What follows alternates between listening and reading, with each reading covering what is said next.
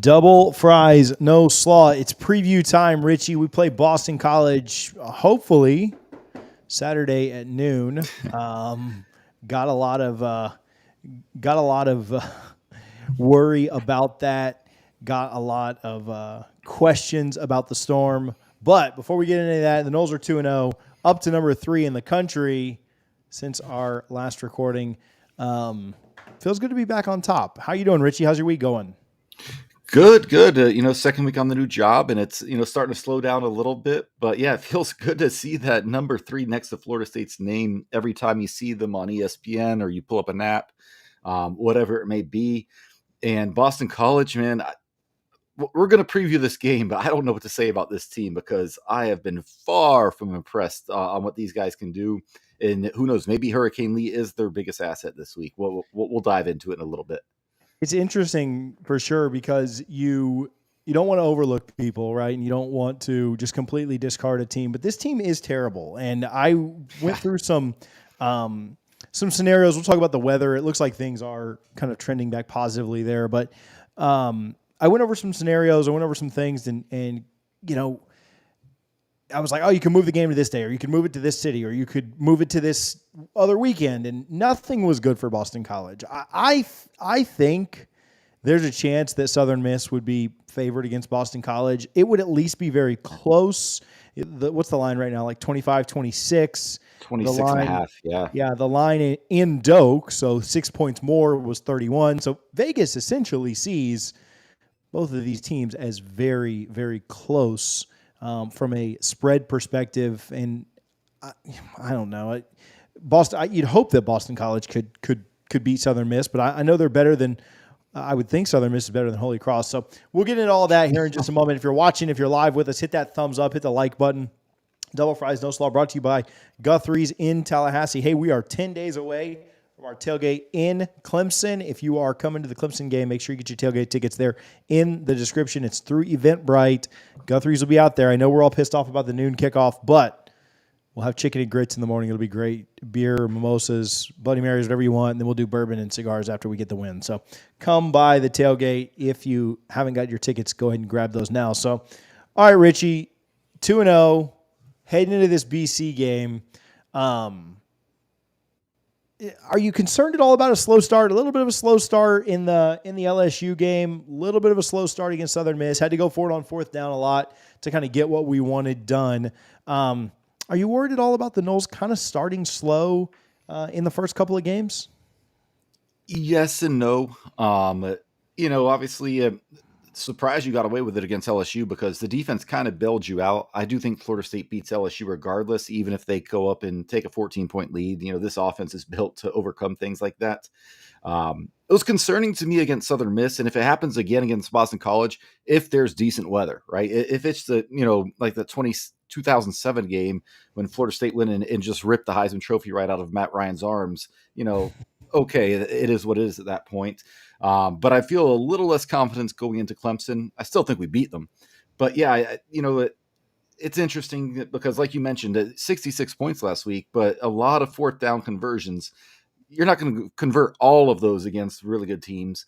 So the slow start's slightly concerning, but I don't want to call it a trend just yet. That's why I wish we had perfect weather this week and Florida State could go to the second quarter up 21-3 or whatever it may be and say, okay, we got that out of our system.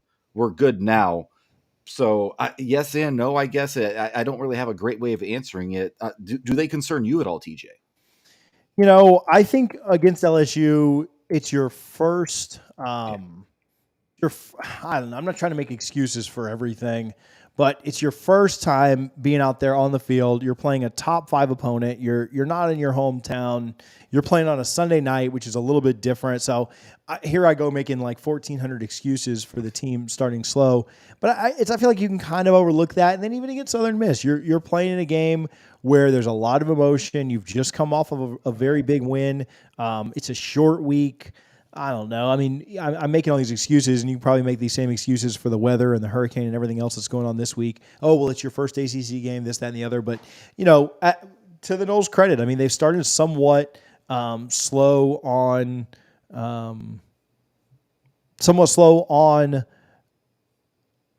offense. The defense hasn't. The defense has done a really good job of being there and showing up and showing out the whole time. So I don't think I'm that nervous on the slow starts. I just got your text. What's up? What am I missing? So, not related to Florida State, but somewhat. Rhode Island at Maine, scheduled for Saturday, has just been moved to Friday night. So I don't know what that means. I know we're going to talk weather in a little bit. Maybe we want to jump into that right now. But very close geographically to Chestnut Hill, Massachusetts. I just saw on Twitter the equipment truck is on its way to Chestnut Hill right now. So who knows what's going to happen there? But I just thought it was interesting that game. Obviously, TV networks don't care a fraction of what they care about this Florida State game, even being against Boston College. But moving that game from Saturday to Friday, I thought it was interesting. Yeah, I don't know if it'll affect us or not, but definitely something to keep an eye on. It's close enough, and it does look like Maine's going to take a pretty direct hit. And so, yeah, we'll talk weather here in a minute. Let's let some people get in here, and we'll kind of go to that. So we're not concerned with the slow starts. We talked about this a little bit on Sunday. I made him the thumbnail because I'm a big believer, but Johnny Wilson, a little bit of the yips. What are your thoughts here? Okay, I'll give you mine first. I went back and watched a lot, and I think a lot of his issue is the ground kind of forcing it. And some of it's on him, don't get me wrong, but it's bad, but it's not as bad as I originally thought watching it live time. It felt like live time, everything that was getting thrown his way was like, that's hitting the ground. Some of them were the ground. One was a little bit behind him. One was a nice play by a defender. And then he had some that he certainly kind of maybe overcompensated or tried a little too hard with, which is probably a product of some of the other ones that have hit the ground. But how concerned are you there? How do you rate that? Yeah, and to your point, TJ, it wasn't just Johnny against Southern Miss, right? There were several receivers, Jaheim Bell, and others that kind of struggled a little bit. I do think, and it's crazy to say in the year of 2023, but SMU has a better secondary than LSU had when we played them. And I don't think that's up for debate, to be honest, at least when you look at those two games alone. But those drops can, like the LSU game, when it came on, was it 3rd and 5 and it would have been an easy first down, you cannot have those drive killers. I definitely think it's mental. From all accounts, in fall camp, he was really good until about a week heading up to the game. But with him, it's weird because he's done this in the past and then just completely turned around and had like 3 dominant games in a row. So it's something to keep an eye on. I think you just have to expect that with Johnny, that, he's going to drop an easy one here or there, but he's also going to make a one-handed catch in the Camping World Stadium against Oklahoma to set up the game-winning score. That's just what you're going to have. You'd like to see him clean it up a little bit. And if you're going to have a game like that, have it against the Southern Miss where you win 66-13 or whatever it was. Catch the ball against Clemson. Might look like you need to catch the ball against Miami. You could probably drop a few against them and still be fine. But, once you get to that playoff, which now is my expectation, TJ, I don't know if we didn't even have resetting expectations in the outline today, but my original expectation heading into the season was Charlotte or bust. I think I'm now on the playoff or bust train, and you're going to need Johnny Wilson to be more reliable than he's been so far. And I think he can get there because he's showing it during pockets of time during his career at Florida State. Yeah, I think you'd be pretty disappointed if you didn't make the playoff at this point. I'm probably right there with you. I think that, at this point, you're, once you get in that top 3 and Florida State, barring something crazy, is going to be favored in every game that they play throughout the rest of the year, including Clemson, I think. I don't even know if that's going to be a sod game, Richie. I think take the sod though. I don't care what Vegas I think says. Okay. We got to do a debate on this next week. I think it's more disrespectful to not make it a side game. Yeah, I think it's it's a little bit like, I can see that point. A side game. We were, point.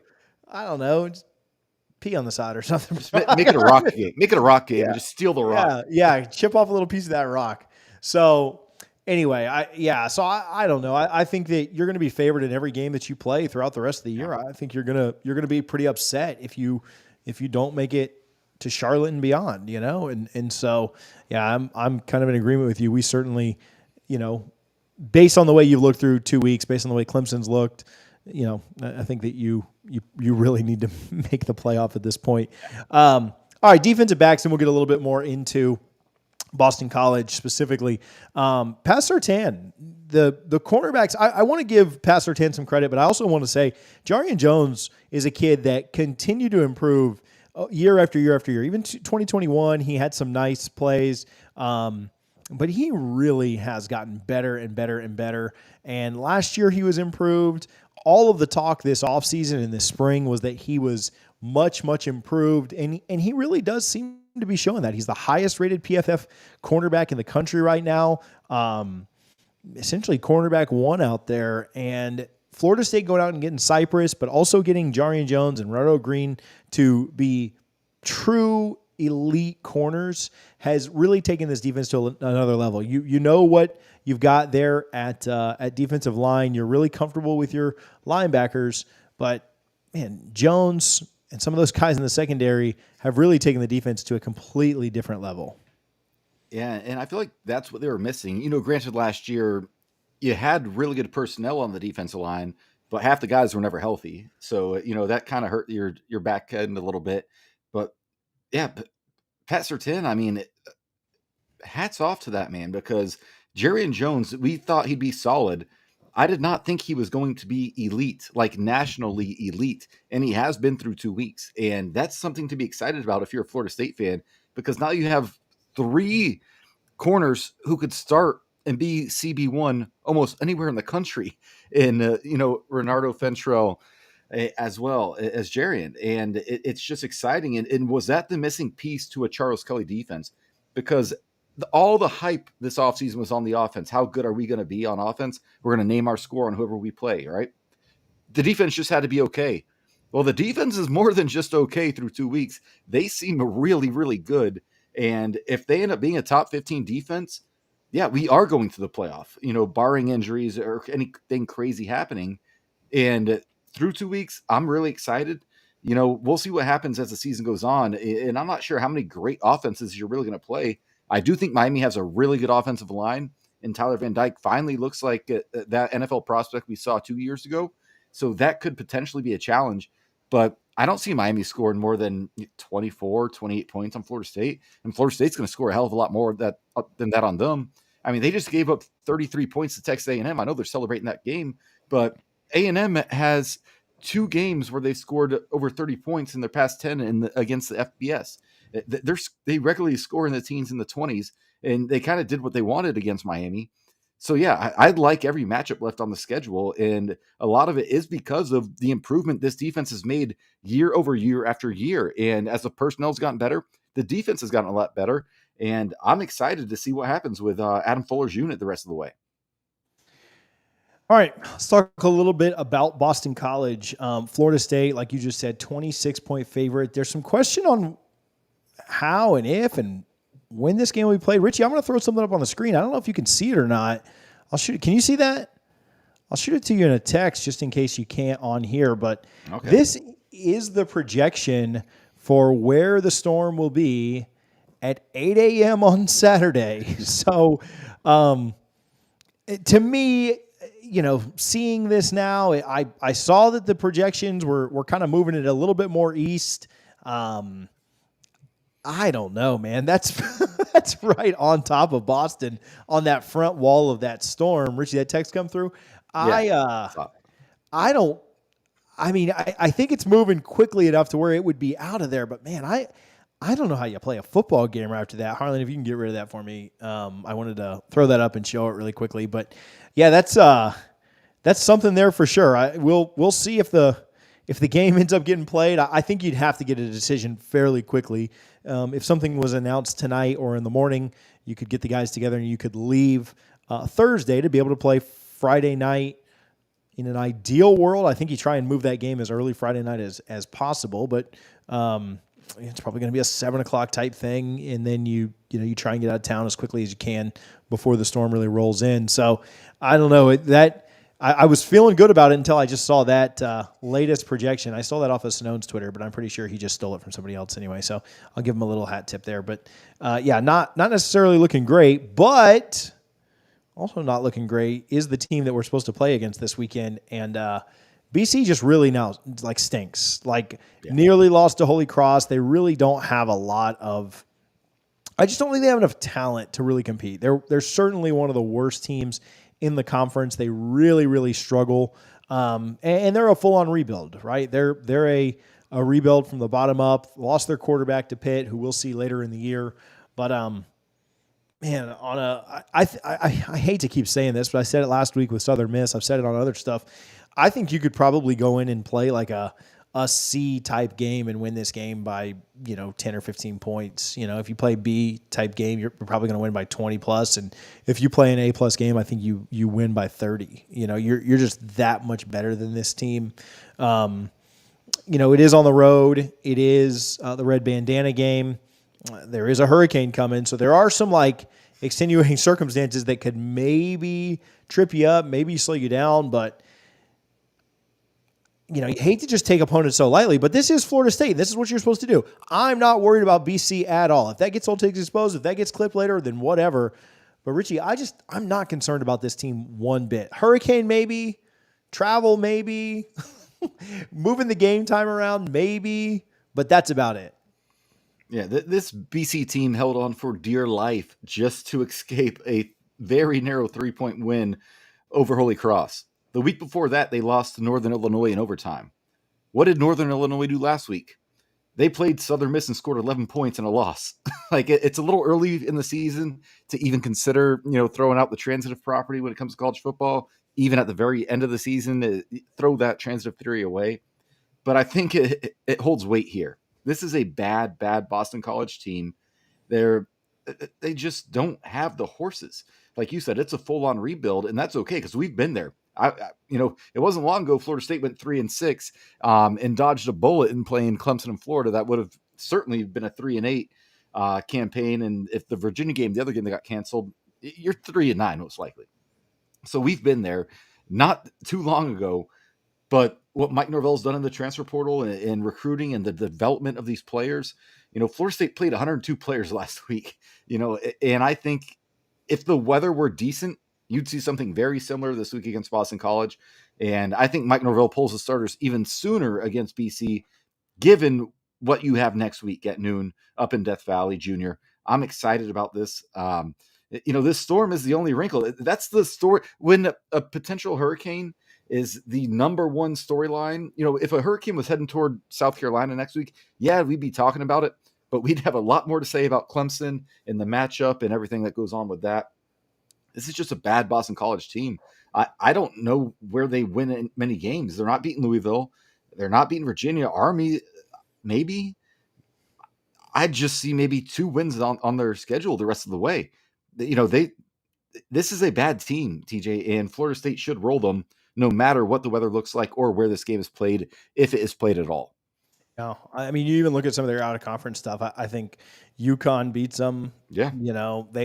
Some of their easier. Virginia Tech is a winnable game, I think. Syracuse is a winnable game. For that's BC. on the road. Yeah, it's just not very promising for them. They're not very good. Thomas Castellanos, their quarterback, is 30 for 51 on the young season, 58.8% completion percentage. He's got 4 touchdowns and a pick. He's been pretty inconsistent. His QBR is down there in the 30s. He is very athletic. He also leads the team in rushing. He's got 136 yards on 25 carries. It's a little over 5 yards an attempt. Also has a touchdown on the ground.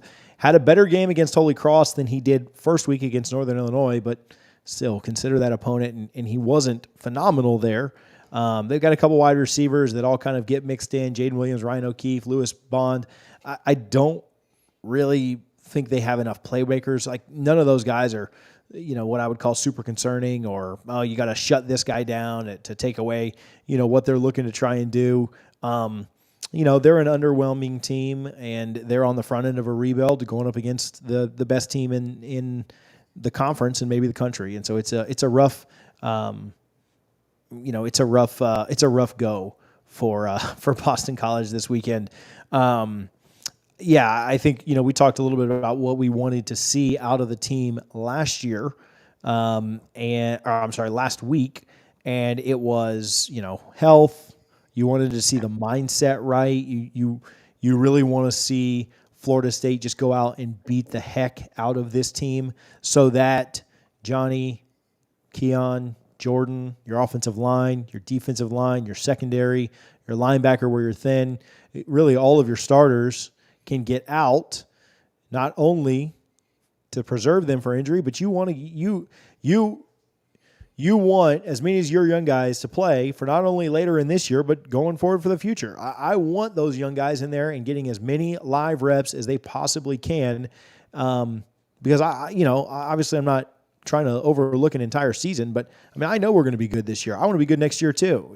I want as many of those young guys as is possible to get in and get as much playing time as possible. I know Brock's a little banged up. He's probably out for a month or two after his surgery, but I mean, I want to see AJ out there as much as physically possible. Man, I want him in the best possible spot to compete next year. Our running backs, man, I feel like you've got 4 running backs that could probably start anywhere in the country, but I want to see Keziah Holmes and CJ Campbell and Rodney Hill and, obviously Toa Philly and Benson.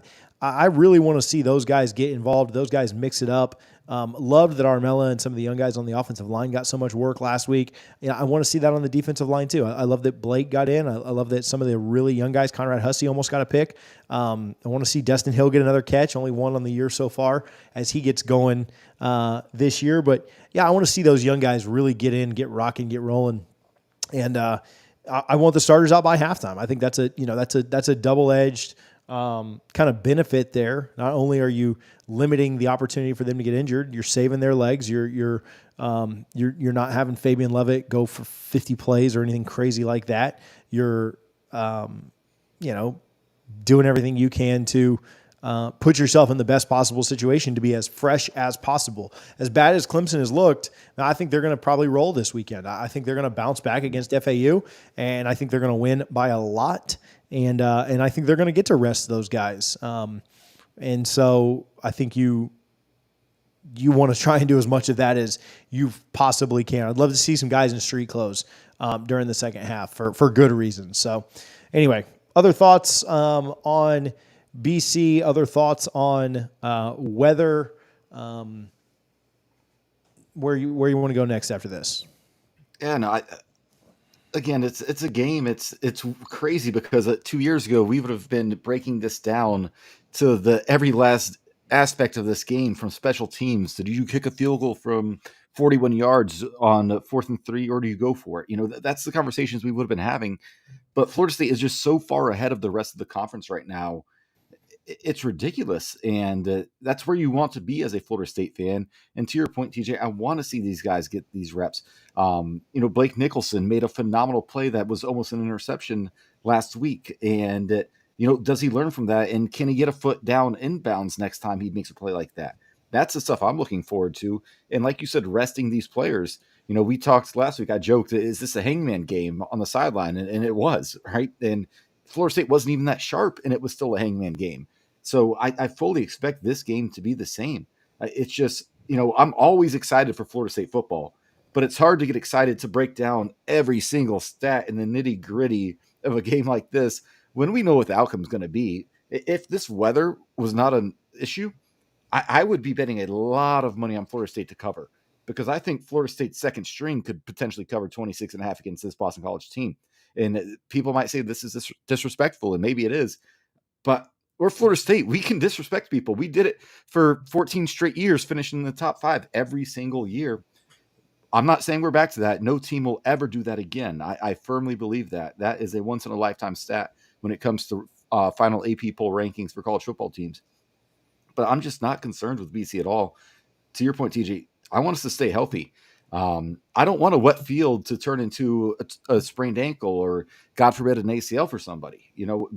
Get in there, take care of business, and get out. That's all I care about this weekend. I love that the game's at noon because, I'm playing golf early Saturday morning. I'll watch the game, get a nap. Actually doing a bachelor party this weekend, so in Orlando, so it just happened to work out for me. But yeah, there's not much to say about Boston College because they really are that bad. And, we're not just being arrogant homers here, guys. Go back and watch those 2 games against Holy Cross and Northern Illinois, and again, TJ and I are opening ourselves up wide open to old takes exposed right now. Even a 10-point win would be an embarrassment at this point. But really, just get in there, get the win, stay healthy, and then it's Clemson. And Clemson is going to be a dogfight. We'll talk about that plenty next week. I don't think that's a game Florida State just goes and rolls them. That is Clemson's season. They're backed into a corner, but you have to take care of business this week first, and I think we will. All right, let's give some love to well, no, let's not. Let's give some love to the tailgate. Again, if you're going to the tailgate, go hit the description. Go get your tickets. I think there's like 50 left. So hopefully you guys get them before they're all gone. Clemson limiting the number of lower-level tickets next week. I might do a video on this. I might not. We'll see. But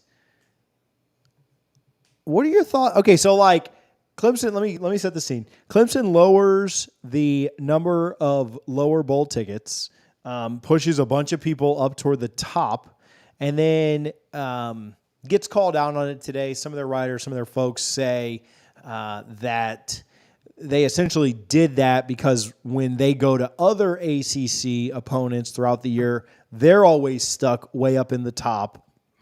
And so they're just basically doing it to be petty and get back to them. That's literally what the article that I read when Clemson announced this before the season said. I will say Florida State treats other visiting fans better than anyone else in the country. Florida actually does a really good job of it too.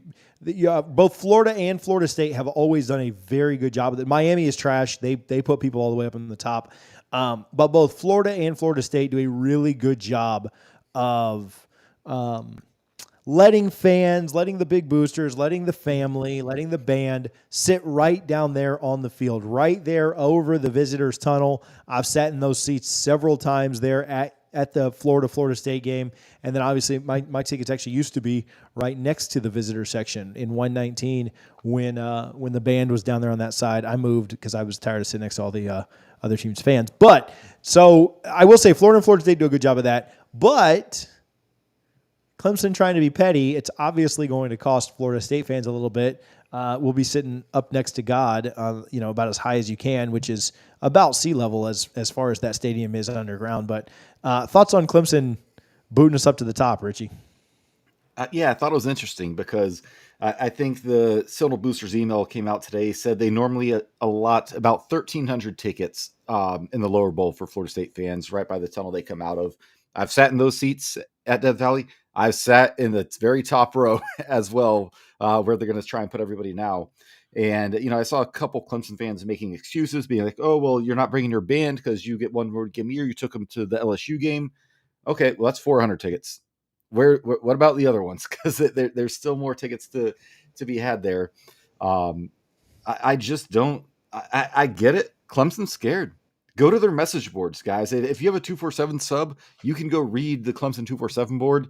They are terrified of this game, and clearly their administration is. I wonder if this decision was made recently, because it's odd that Florida State boosters would send the email out like this today, and not before the season when they're taking the pre-orders. It's just interesting.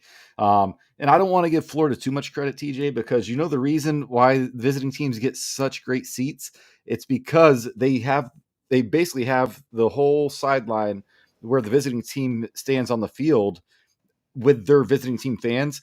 But that's because I believe it was a Tennessee game where Florida fans were just throwing stuff at players on the sideline. And Florida said, we can't have this. This is bad look. So let's just go ahead from now on and have at least the shield of their own fans there. But they do. And like you said, Miami's terrible. Miami puts the Chiefs in the last 30 rows of the upper deck every single year we go down there. It's ridiculous. But Clemson, and it's crazy because you will not find a better fan base to go to a game on the road than Clemson. You cannot walk by a tailgate without someone offering you alcohol or food. Their fans are amazing when you go visit that stadium and that campus. But yeah, this move is just odd. I don't blame them. Why not? But I don't think it's going to make much of a difference in the game, especially being a noon kickoff. Got a couple super chats in from Venmo. So, Harlan, I'll let you throw that up there. Fire up the war chant and plant the spear. Nose wind. James just sent one in. He didn't ask for anything. James, thanks for just being a big fan. William is our leader. He sent more than James. Sorry about that, James. But how many reps do you think the young safeties will get with Dent's injury? Oh, I wrote that out wrong. It's just injury, not injuries. Let's get rid of that before you guys think I'm an idiot.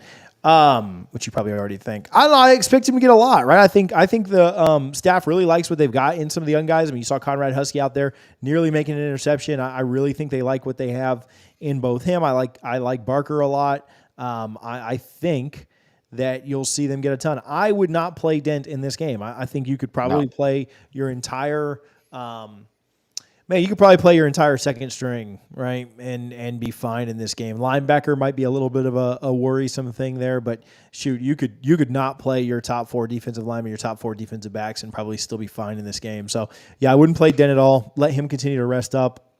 I haven't got any super confirmation, but also haven't dug a lot. It looked like a hammy. It seemed like a hammy. I'm going to call it a hamstring. At this point, we'll see if something else comes out on that. But yeah, I would expect him to sit out this week, and then they get back to it with him playing against Clemson. I expect the same thing for Robert Scott, Murray Smith. I'm trying to think if there's anybody else that I would expect to sit for a little bit. No, I think it's just those 3. Yeah, I think Fabo is kind of 100%. So I would just limit his reps. I'd have him play like 15 or so snaps. I think that's just kind of like the smart move. But yeah, I think he's kind of fine to go. Not really risking anything. So yeah, I'd have all 3 of those guys sitting out this weekend. Richie, any thoughts on injuries or anything like that? No, if anybody's even questionable, they're not going to play. If this game were against Clemson, I think you'd see all these guys because Mike Norvell knows how big this Clemson game is, not because they're, a top 10 team. Obviously, they're unranked right now, right? But because you haven't beaten them in so long. And if you want to take back this conference, you have to beat them. And if you beat them, there's a decent shot they're knocked out of Charlotte. You won't have to see them again, which is something I would not have thought heading into the season. So, yeah, I think sit whoever you want, TJ. To your point, you could put you or I back there and basically play 11 on 10. and the offense is going to do enough to win a shootout at that point. They might take their free shots. Fuller would adjust to play a single safety high and just have me or you just hover in the middle of the field somewhere, but who knows? Not concerned. Rest as many guys as you can and limit as many reps as possible. Jared Verse is the guy that's I think is 100% and might play 20 snaps this weekend if the game is played. Oh, it's going to get played. I hope. I'm going to be pissed off if not. We'll get to that in a bit here in our pick 6. All right, let's get after that. The Prize Picks, pick 6. All right, we're going to do more or less. We're going to play our game.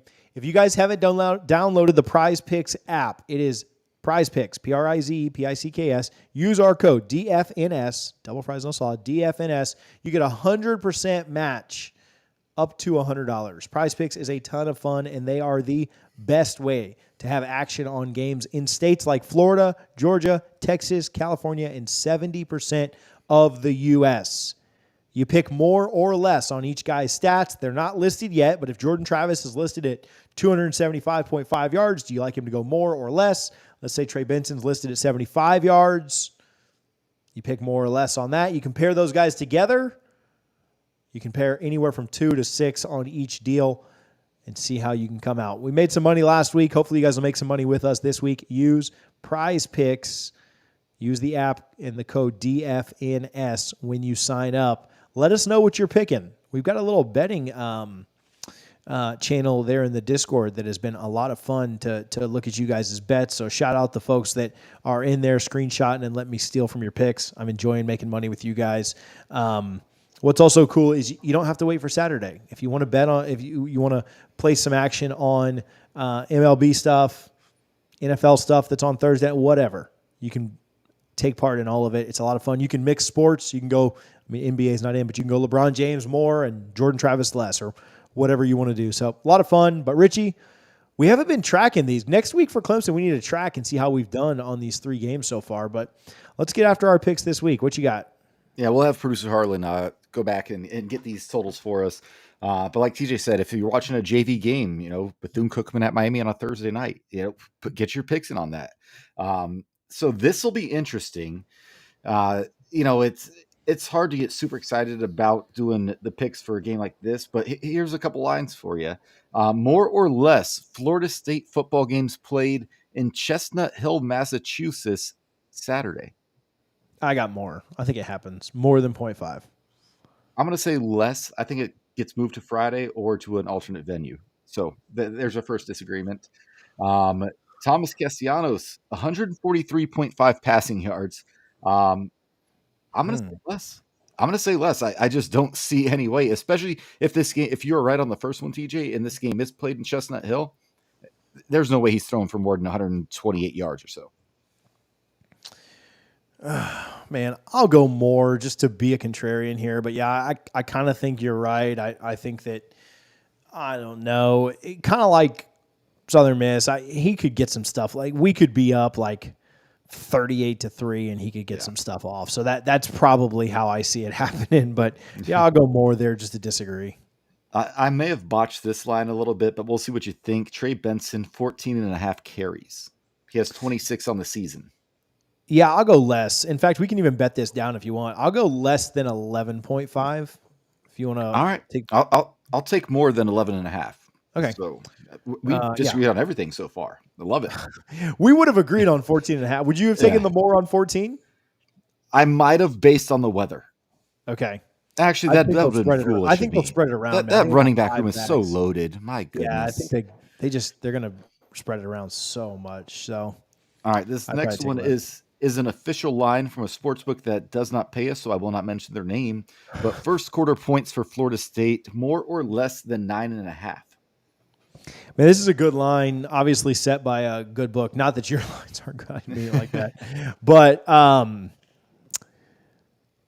yeah, I'll go more here. I think their defense is really bad too, and even if it's wet, and I think we get 2 scores in the first half. We move so fast. First quarter. First quarter, yeah. I still take more here. Yeah. I'll say we get at least 10 points. Yeah, I think, we talked about it as well. Every other FSU podcast and outlet, I'm sure, is talking about, and I'm sure Mike Norvell's bringing up these slow starts against LSU and Southern Miss. I think they come out on a mission. Even if the weather's terrible, I see 14 to 21 points in that first quarter. So I'm not calling that my lock of the week, but damn near close to lock for me, TJ. Let's go to I don't want to call it a surprise, but just the gem you found in the portal, Keon Coleman. Basically, does he get a touchdown, more or less than 0.5 touchdown receptions? Or I'll say any touchdown. It could be a punt return. It could be end around. So more or less than 0.5 touchdowns for Keon Coleman this week against Boston College. I feel like if you pick less, you're kind of just being I have a tough time separating picking less on one of these and not being like a hater. I feel like every time I pick less on one of our guys, I'm a hater. So, yeah, I'll say, but you know what? But I will. I'll say this is the first week of the year that he doesn't get a touchdown. I think we're going to run the ball a lot. I think that they're going to force feed Johnny to get the yips out of him. I think they're going to spread the ball around a ton. I don't think Keon plays much in the second half. I feel like an idiot because he'll probably go for a touchdown on the first slant that goes to him today or this weekend. But yeah, give me less here just to try and game the system a little. All right, I'm going to say 0 receiving touchdowns, but on one of his first 2 punt returns, if he's back there, he's going to take it to the house. So I know that's a bold shot, or bold prediction, but I'm going to go with it. And the last one, Jordan Travis, incompletions, 6.5, TJ. Yeah, I'm going to go more here. Again, not trying to be a hater, and I might kind of get screwed here if we just don't throw the ball very much, but that's a good line. I don't know. Actually, I lied. Give me less. I'll believe that he gets things kind of cleaned up this week. Less drops, less pass attempts. Like I wouldn't be shocked if he, if I'm thinking about it now, I wouldn't be shocked if he only threw the ball 15 times. And if that's the case, I don't think he's going to have 7 incompletions of his 15 throws. And then I bump it up to 18. Is he going to have 7 incompletions of 18? I mean, maybe that's a little closer, but I still like him to be a little more accurate than that. I think if he throws the ball more than 20 times, that might be where it kind of comes into play. But I'm going to go less there. Yeah, I'm going to go less as well. I was thinking, something like 14 for 20 is kind of where my thought process was. But if the weather's bad, to your point, TJ, it may only be 17, 18 attempts at that point. If you're, 11 for 18, that's not good. That means you have some drops or some really bad throws. Jordan's too good for that. I'll join you on the less for that one. All right, let's do this. What's your score prediction? Harlan, text me one for you too. Let's do a score for this, and then let's call it an early night. Let's get the heck out of here. Yeah, and again, it's so tough because of the weather. You don't know what the most likely scenario is the game gets played as scheduled on time in Chestnut Hill. But there is going to be rain. There's going to be wind. I think that impacts it a little bit. I think Mike Norvell isn't looking to prove any points here. I think he just wants to get in and out. But Florida State could run for 400 yards in this game. Give me Florida State 45, Boston College 10. I'll go. Yeah, something I like that. Got a field goal in there for Fitzy. Fitzy, shout out Fitz. Perfect. Has on the missed year all so season. Far. Yeah, probably just jinxed him for saying that, but the Battle's End said it first. So, hey, if you're not signed up for the battle, if you want a prediction, if you're not signed up for the Battle's End, go sign up and support for our NIL, which is top 5 in the country, just like our team and our recruiting class. TheBattlesEnd.com. Make sure you go support there. Give me. I got them scoring something late. So yeah, they've got 13, and we've got. I'm not going to go with the field goal. I'm going to go 49. 49 right. to 13 is my final. Harlan's got 55 to 10. 55 to 10 for Harlan. I want to tell you, last week I had 55 to nothing, and we won 66 to 13. So I was only 3 points off. So I want to pat myself on the back there a little bit. 55 to 10 for Harlan. What was mine? I just forgot mine. 49 to 13. 49-13, yep. All right, cool. 49-13. The Noles win. I think we're going for the sweep here, and then we'll have a good time talking about Clemson for all of next week. Maybe we'll have a Clemson video that even comes out tomorrow talking about them being chicken shits. All right, Rich, you got any shout-outs or anything before we get out of here? Shout out my buddy Pat. He got married in 2020. We're celebrating. We're doing his bachelor party this weekend. He was living in D.C. and had 3 weddings canceled because of COVID and restrictions and all that nonsense. So we said, screw it. We're just going to go out and do it anyway. Got some golf. We're playing at Orange County National, where Brooks Koepka just won the Live Orlando a few months back. The same exact course. Some Fogo de Chao lined up, an Orlando City game in a private box. So shout out my buddy for that. Rough life you've got over there, my man. So, just safety and I don't have a shout out, but safety, weather related. If you're watching this, if you're in the path of the storm, if you're traveling at all, if you're going to be up in Boston, if you live up in that area, and you're tuned in watching this because you wanted to see more about Florida State because you're a Boston College fan or just whatever. I don't know if Boston College fans exist. I don't mean to offend you with a hurricane coming at you, but safety, prayers up, follow your local ordinances and guidelines from leadership, because certainly we take football pretty seriously, but life, health, and all of that stuff certainly means more. So, all right, make sure that you're subscribed. The numbers don't lie. About 60% of you that are watching right now are not subscribed. Do me a quick favor, hit that button, help us to grow. We will be back with more content throughout this week. I don't know that we'll go live on Friday. I'm going to be up in Tallahassee the next 2 days. So don't know that we'll go live on Friday, but hit the subscribe button. We'll go live again soon, and then we will certainly have a little fun on Saturday afternoon after the Noles pick up a win to get to 3-0. Thank you guys all for hanging out. Richie, Harlan, thank you, boys. Love y'all. Go Noles.